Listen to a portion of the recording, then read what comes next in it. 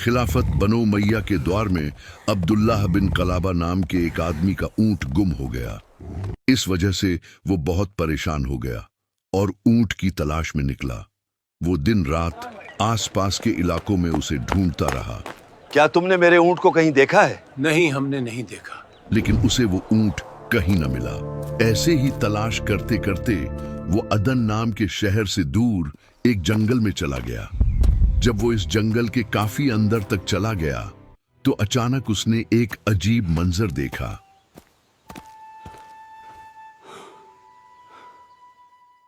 उसे दूर जंगल के बीचों बीच एक शहर नजर आया। जब वो करीब पहुंचा तो उसने देखा कि शहर के चारों तरफ एक दीवार बनी हुई है। शहर के आसपास बहुत सी ऊंची ऊंची खूबसूरत इमारतें बनी हुई हैं और उन इमारतों के ऊपर झंडे लगे हुए हैं। यह देखकर अब्दुल्लाह के दिल में ख्याल आया कि इस शहर के अंदर जाकर पूछता हूं, शायद मुझे यहां अपने ऊंट की कोई खबर मिल जाए। लेकिन जब वो करीब पहुंचा तो वो हैरान रह गया।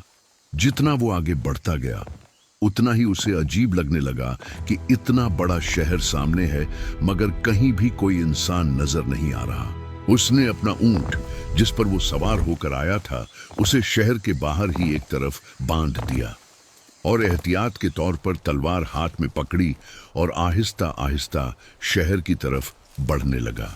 जब वो करीब पहुंचा तो उसे दो बहुत बड़े दरवाजे नजर आए। फिर जब वो दरवाजों के करीब गया तो उसके कदम रुक गए और वो हैरानी से उन्हें देखने लगा। वो दरवाजे इतने ऊंचे और इतने बड़े थे कि उसने अपनी पूरी जिंदगी में इतने बड़े दरवाजे नहीं देखे थे। और वो दरवाजे किसी आम लकड़ी के नहीं बल्कि एक कीमती और खुशबूदार लकड़ी के बने हुए थे और उन पर जगह जगह लाल और जर्द याकूत जड़े हुए थे। उन याकूत पत्थरों की रोशनी से पूरा दरवाजा जगमगा रहा था। वो हिम्मत करके अंदर दाखिल हुआ। जैसे ही अंदर कदम रखा तो उसकी आंखें हैरत से खुली की खुली रह गईं। जो मंजर उसने वहां देखा वो उसकी सोच से कहीं आगे था। पूरे शहर के अंदर बड़े बड़े महल और शानदार इमारतें बनी हुई थीं। यह कोई आम मकान नहीं थे बल्कि सोने चांदी और कीमती पत्थरों से बने हुए महल थे। दीवारें खालिस मोतियों से जगमगा रही थीं। याकूत और जुमर्रिद के पत्थरों की चमक चारों तरफ रोशनी फैला रही थी। उन इमारतों के पिलर जबरजद और सुर्ख याकूत के पत्थरों से बने हुए थे। उन महलों के ऊपर जगह जगह खिड़कियां बनी हुई थीं।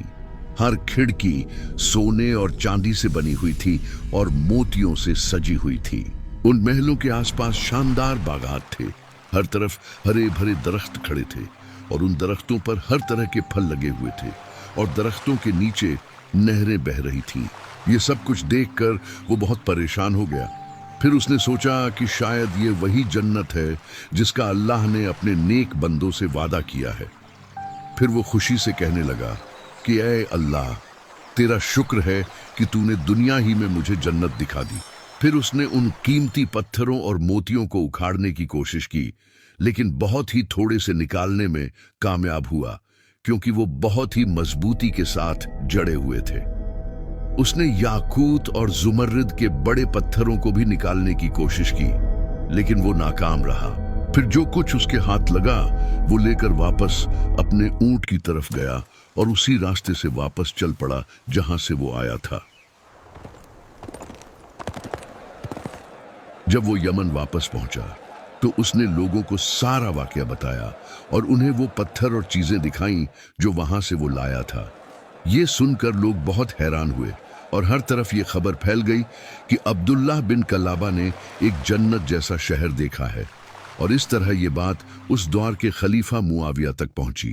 खलीफा ने अपने एक गवर्नर को लेटर लिखा और उसे कहा कि उस आदमी को मेरे पास भेज दो जो अजीब शहर देखकर वापस आया है। जब अब्दुल्लाह बिन कलाबा को खलीफा के पास लाया गया तो उसने उसको अकेले में बुलाकर सारी तफसील पूछी। अब्दुल्लाह ने पूरा वाकया सुनाया और बताया कि वहां ऐसे महल और इमारतें थीं जो सोने, चांदी, मोतियों, याकूत और जुमर्रिद से बनी हुई थीं।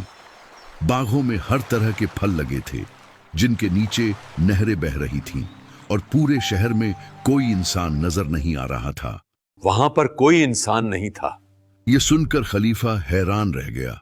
फिर उसने काब अल इबादा नाम के आदमी को बुलाया जो पुरानी किताबों का इल्म रखता था और उससे पूछा, क्या तुमने किसी किताब में पढ़ा है कि दुनिया में कोई शहर ऐसा भी मौजूद है जो सोने और चांदी से बनाया गया हो, जिसके पिलर जुमर्रिद और याकूत के हों, इमारतें और खिड़कियां मरवारीद और मोतियों से सजी हों और दरख्तों के नीचे नहरें बहती हों?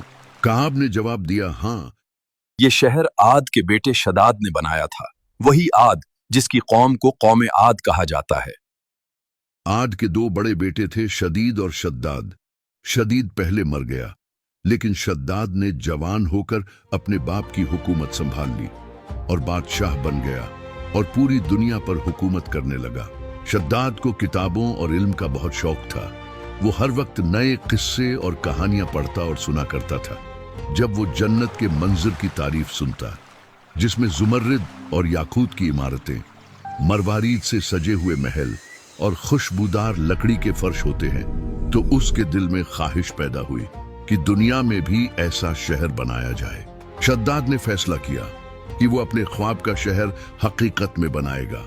उसने 100 आदमियों को मुंतखब किया और उन्हें हुक्म दिया कि वो इस शानदार शहर की तामीर करें, और उन 100 में से हर एक आदमी के साथ 1000 मजदूर भी मुकर्रर किए गए ताकि काम जल्दी मुकम्मल हो। शद्दाद ने उन सब से कहा कि एक जंगल में सबसे अच्छी और बेहतरीन जमीन तलाश करो और वहां मेरे लिए ऐसा शहर बनाओ जो सोने, चांदी और कीमती पत्थरों से बना हो। ये हुक्म सुनकर वो लोग हैरान रह गए।